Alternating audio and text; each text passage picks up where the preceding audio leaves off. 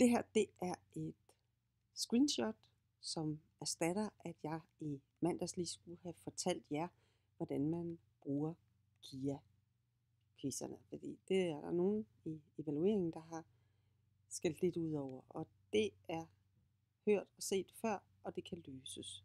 I skal nok, I får ikke andet, fordi det er det materiale, jeg har.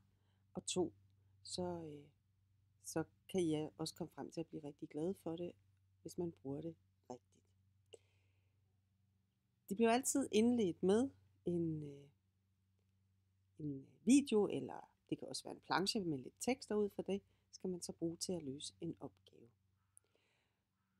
Og nu skal I huske, at det er altså ikke en test det her. Det hedder godt nok quizzer, så det lyder lidt som om, at nu skal vi teste, om I kan det, I skal kunne, efter at vi har gennemgået et forløb. Det er det ikke. Det er læringsmateriale. Det er intro til noget nyt. Og det vil sige, at i hver eneste opgave vil der ligesom blive introduceret noget nyt i form af en video eller det kunne også være en planche, en figur og lidt tekst til, og ud fra det skal man så løse en opgave. Så for eksempel den her skal man løse opgaven, og lige nu der løser jeg den bare lidt sådan tilfældigt. Jeg siger bare A og B her, og klikker submit, og får så at vide, at det var ikke korrekt. Det er så fordi, jeg ikke har gjort mig umage med at løse opgaven. Det gør I selvfølgelig. I ser videoen, og I prøver så godt I kan at svare. Og hvis I så alligevel får incorrect, så er det hele ikke spildt. Så går man ned og finder ud af, hvad det rigtige svar faktisk skulle være. Her er mit respons, -4, -3, det var forkert. Det skulle være +2 og -1.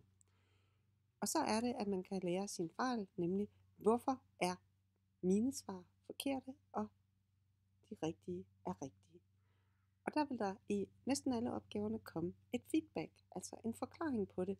Og det er her, man lærer noget, det er at læse det feedback og finde ud af, hvorfor svaret nu skal være, som det er. Så I skal læse feedback, og det har jeg lidt på fornemmelsen, at der er en del af jer, der ikke har gjort, fordi i undervisningen, efter I har lavet det her modul, så var der i hvert fald en stor overraskelse for nogle af jer, nogle af de ting, I burde have lært her. Så selvom man har svaret forkert, det er ikke nogen undskyldning, så skal man lære ved at læse feedback. Godt. Så går man videre til næste opgave, og her skal man så svare på nogle nye ting, og på samme måde, hvis jeg lige submit answer, igen får jeg at vide, at det er incorrect, men jeg får det rigtige resultat. Her er altså ikke noget feedback, fordi det gælder det samme som ovenfor. Og hvis man så stadigvæk har nogle spørgsmål til det, så må man notere det ned og spørge i lektionerne næste gang, man fremmøder til undervisning, eller spørge inde i chatten. Jeg prøver lige at klikke mig igennem nogle opgaver. Se opgave 4 og opgave 5 kommer her, og jeg klikker mig lige igennem, og jeg svarer, og jeg tænker rigtig grundigt. Jeg har tænkt rigtig grundigt over det her. Jeg har også læst feedback og så videre.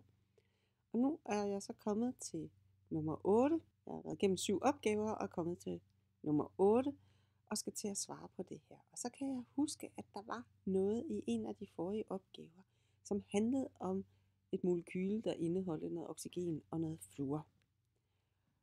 Og nu kunne jeg godt tænke mig at komme tilbage og se, hvad var feedback der? Hvad var det rigtige svar? Hvad var det nu, det var? Og så kan man jo bruge den her med, hvis man lige ruller op her. Og man kan jo ikke komme videre op til de forrige opgaver. Man skal til at ind i den her liste og klikke sig ind og finde ud af, hvilken af de her opgaver var det var. Og så kan man jo prøve, om det var nummer 7, og så siger jeg go, og går ned, og så siger nej, det handler ikke om fluor og oxygen, og jeg klikker mig tilbage til nummer 6 og siger go. Det handler heller ikke om fluor og oxygen. Går tilbage 5 og go. Der kom den.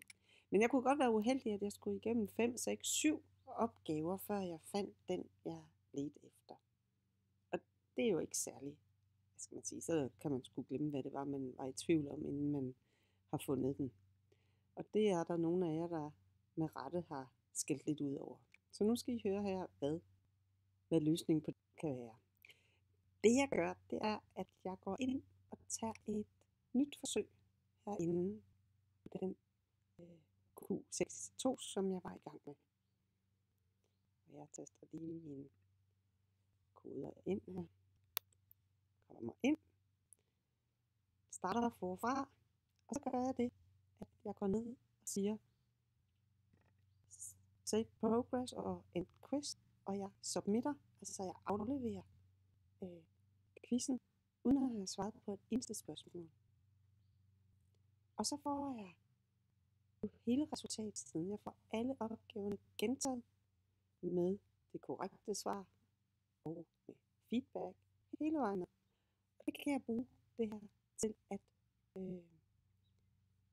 have ved siden af. Når jeg så vil frem og tilbage i quizzen, så kan jeg gå herover og kigge på feedback og svar. Det kræver jo, at man bruger det klogt, fordi hvis man bare går ind og tager den her, og så går man ind og siger, men det her er det rigtige svar, og det taster jeg ind, og så kan man hurtigt få lavet en quiz med 100% rigtigt. Det er jo ikke det går ud på. Det er jo at snyde sig selv. Man skal bruge, som jeg bare siger, facitlisten klogt.